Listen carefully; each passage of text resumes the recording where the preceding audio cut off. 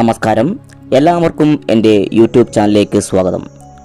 ഇന്ന് നാം പരിചയപ്പെടുന്നത് സുബ്രഹ്മണ്യ മന്ത്രമാണ്. പാർവതി പരമേശ്വരൻ്റെ പുത്രനാണ് സുബ്രഹ്മണ്യ സ്വാമി. ചൊവ്വയുടെ ദേവനും കൂടിയാണ് സുബ്രഹ്മണ്യൻ. ജാതകത്തിലെ ചൊവ്വാദോഷം മാറുവാനും എല്ലാവിധ സൗഭാഗ്യത്തിനും സുബ്രഹ്മണ്യ സ്വാമിയെ ആരാധിക്കുന്നതിലൂടെ സാധിക്കുന്നു. ദുരിതങ്ങൾ അകലുന്നതിനും ആഗ്രഹ സാഫല്യത്തിനും സുബ്രഹ്മണ്യനെ ആരാധിച്ചാൽ ഫലം ലഭിക്കുന്നതാണ്.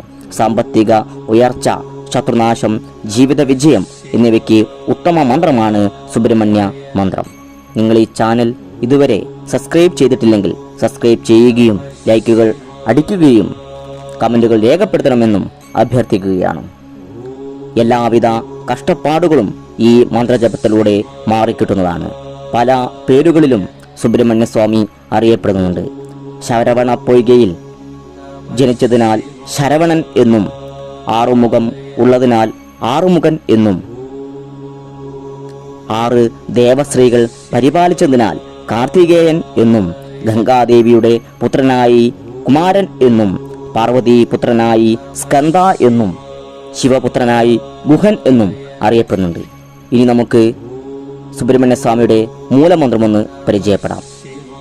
ഓം വജത് ഭുവേ നമാം. ഓം വജത് ഭുവേ നമാം. മൂലമന്ത്രം ഗുരു ഉപദേശത്തോടു കൂടി ജപിക്കണമെന്നാണ് പറയപ്പെടുന്നത്. എന്നിരുന്നാലും നിങ്ങൾക്ക് ജപിക്കണമെന്ന് ആഗ്രഹമുള്ളവർ മഹാദേവനെ ഗുരുവായി സങ്കല്പിച്ചുകൊണ്ട് നിങ്ങൾക്ക് ഈ മൂലമന്ത്രം ജപിക്കാവുന്നതാണ്. 21, 108 തവണയാണ് ഈ മൂലമന്ത്രം ജപിക്കേണ്ടത്. ചൊവ്വാഴ്ച ദിവസം ജപിച്ച് തുടങ്ങുന്നതാണ് ഏറ്റവും ഗുണകരം. രാവിലെയും വൈകിട്ടും നെയ്വിളക്ക് കത്തിച്ച് ജപിക്കുവാൻ പറ്റുമെങ്കിൽ അത്യുത്തമമാണ്. ഇനി നമുക്ക് സുബ്രഹ്മണ്യ സ്വാമിയുടെ ഗായത്രി മന്ത്രമൊന്ന് പരിചയപ്പെടാം.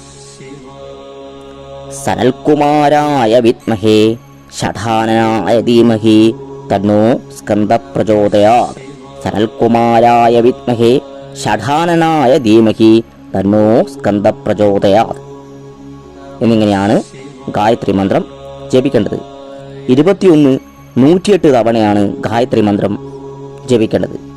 ഗായത്രി മന്ത്രം ജപിക്കുന്നതിലൂടെ സന്താനങ്ങളുടെ ഉയർച്ച, കാര്യവിജയം എന്നിവ ഉണ്ടാകുന്നു.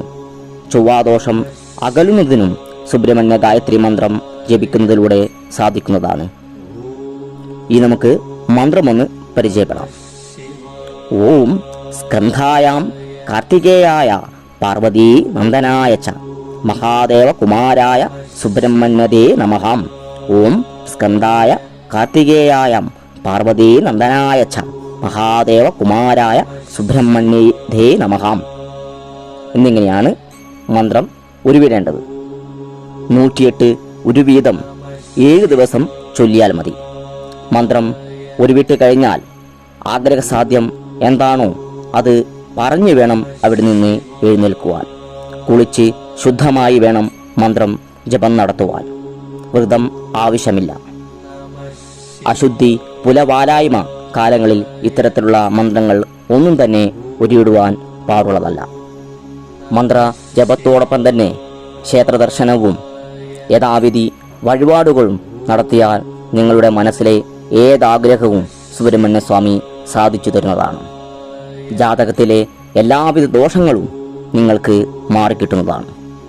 സുബ്രഹ്മണ്യ സ്വാമിക്ക് ഭസ്മാഭിഷേകം, നാരങ്ങാമാല, പനിനീരഭിഷേകം, മഞ്ഞപ്പട്ട് ചാർത്തൽ, കളഭം ചാർത്തൽ എന്നിവ നടത്തിയാൽ സർവ ദുരിതങ്ങളും അകന്നു പോകുന്നതാണ്.